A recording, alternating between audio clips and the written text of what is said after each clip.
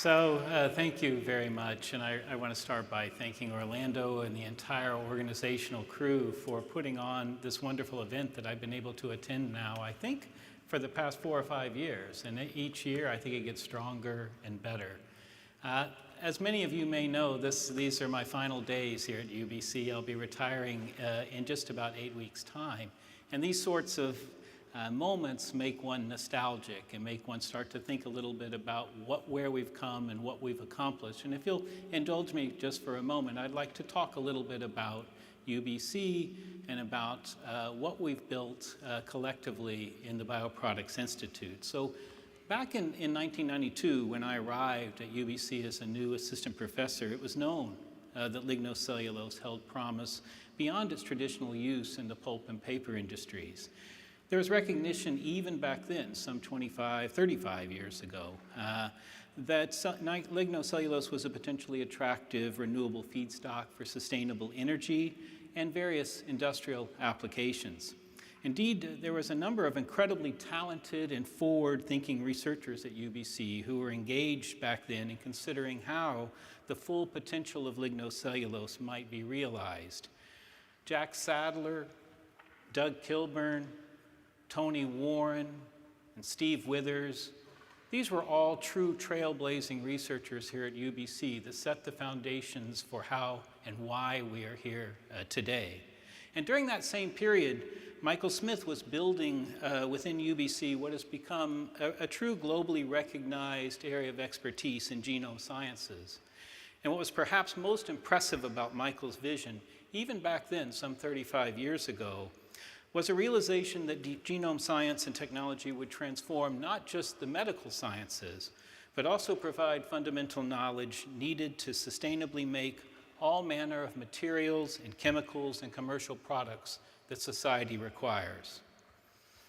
But as impressive, as impactful as those two efforts turned out to be, UBC did not in those days, or even in the early 2000s, have the foresight to embark on a bold strategic plan that would fuse those research strengths together into a multidisciplinary seeds to solutions approach to synergistically advance crop genomics and science in tandem with accelerating bioprocess discovery, bioproducts discovery, and biomanufacturing. That rather self-inflicted impediment to progress was lifted with the creation of the Bioproducts Institute. And it is important to recognize 3 individuals, I think, who have served as primary architects of the BPI. The first and foremost of those is, of course, Orlando Rojas. While the BPI strengths now, I think, are really quite prodigious, and are the product of everyone I see here today in this amazing community. And so I think the BPI really will endure. But what the world knows and greatly admires about the BPI would not exist without Orlando, his vision and his unyielding drive. It's equally true that it would not exist or endure without James Olson and without Jack Sadler, who each provided great leadership crucial to the BPI's creation and the successful framing of its mission. As head of chemical and biological engineering, I am and will forever be grateful to these 3 visionaries, as the BPI has brought and will continue to bring incredible research dimensions to our research community in chemical and biological engineering. So it seems to me this is a wonderful opportunity for all of us to express our deep thanks to these 3 visionaries.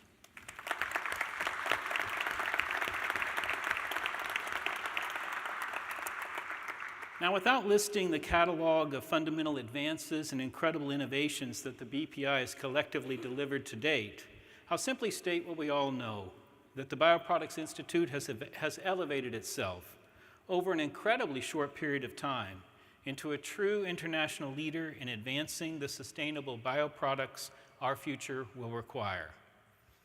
But that seems to me to be enough backpatting, at least on my part for now, as we must also acknowledge that there remains much to do, much to achieve. We often note that lignocellulose is the most abundant form of biomass on Earth. accounting for approximately 57% of the planet's biogenic carbon. We report life cycle analyses that predict, perhaps unreasonably so, that sustainable biomass feedstocks can displace 30% of the fossil fuel used for energy and fuels. And we have for many years claimed that sustainably managed lignocellulosic biomass can be carbon neutral while alleviating food security concerns of starch-based feedstocks by not competing with agricultural land use.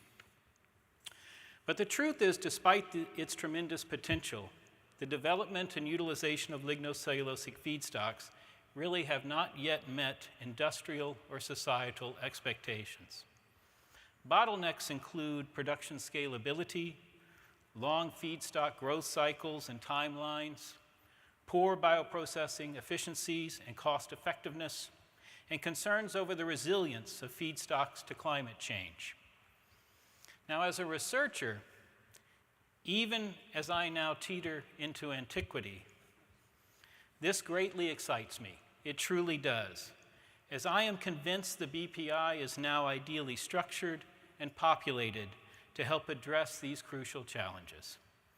It seems like nearly every week I am treated to a seminar or a discussion with a bright BPI trainee in which future opportunities and truly innovative technologies for improving and leveraging lignocellulosic feedstocks are described to me. I'm further excited by emerging technologies, including CRISPR and other genome editing technologies, and advanced computational methods, including generative AI and machine learning approaches that are being exploited within the BPI to, for example, improve feedstock traits or engineer novel biosynthetic pathways. In the hands of BPI's many wonderful scholars, these advances seem, to me at least, to offer enormous potential to enhance biomass yield, improve biomanufacturing economics, reduce agricultural inputs, and increase resilience to climate change and to pathogens. So to me, the integrative approach that is central to the BPI is really creating transformative opportunities to realize bio-based approaches to meet the global demands for sustainable products and materials. The wonderfully holistic BPI environment on display even today not only enables us to best address critical environmental challenges, but to also broaden the scope of feedstock utilization into emerging and diverse sectors. But just as an objective observer, one notable challenge I think the BPI must commit to solving, but perhaps is not well equipped to address at the moment, is the variable, perhaps even poor feasibility of genetic transformation across different lignocellulosic species and genotypes. In my opinion, the BPI must now strive to be at the forefront of providing technologies that can properly deliver genetic or protein cargoes directly into plant tissues without the need for in vitro plant regeneration. So in collaboration with chemistry and the Michael Smith laboratories, the Department of Chemical and Biological Engineering is now working to hire a field leader in this crucial area as a Canada Impact Research Chair. And we truly hope a valuable new member of the BPI team. Finally, Orlando, I know it must have been tempting to you and the BPI to direct your efforts toward biofuel innovations, as it seemed to me most competing research centers have done just that.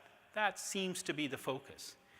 And I must admit, I'm absolutely delighted that you and the BPI didn't really go in that direction, and instead directed most of your enterprise toward exciting new frontiers that I believe are more likely to be economically realizable, including new nanomaterials, renewable nanomaterials, advanced wood products, bioplastics, and platform chemicals. These innovations under development in the BPI will broaden the versatility of lignocellulosic-based materials, offering sustainable alternatives across all industries. In my view, the future utility of lignocellulosic biomass hinges not so much on biofuels, but rather on expanding into new high-value sectors paving the path for a true circular economy. So to close, I offer all of you my hearty bravo. Well done indeed. Thank you very much.